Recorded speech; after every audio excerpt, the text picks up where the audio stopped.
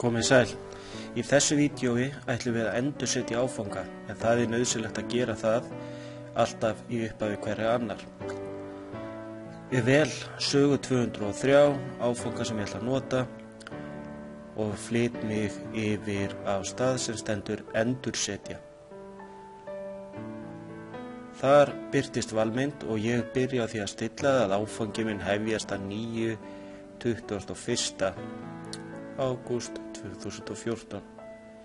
Síðan byrja mér að haka við, eða öllum þessum viðburðum, athugasemdum, umræðum, bloggi ef maður hefur verið að nota það. Þið þurfa að fara í hlutverk og afskrá alla nemendur. Síðan fyrir við einkunnaskrá, við eyðum öllum einkunnum en við höldum öllum atriðum og flokkum, við eyðum hópum og við eyðum klösum ef við höfum notað slíkt, fyrir í umræður, eyða öllum umræðum, prófunum, eyða öllum tilraunum við próf, ef við höfum verið að nota kannanir, þá eyðum við öllum svörum og síðan endursetjum við áfangan.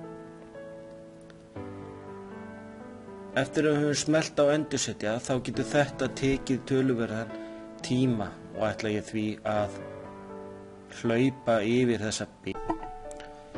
Nú sjáum þið að þessu er lokið, hann er búinn að endursetja allt og við smellum þá að lokum á áfram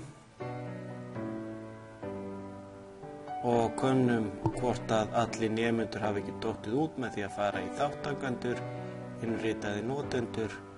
Þar sjáum við að þar er ég einn eftir í áfangunum. Þá ætti áfangin að vera tilbúin fyrir nýja önn.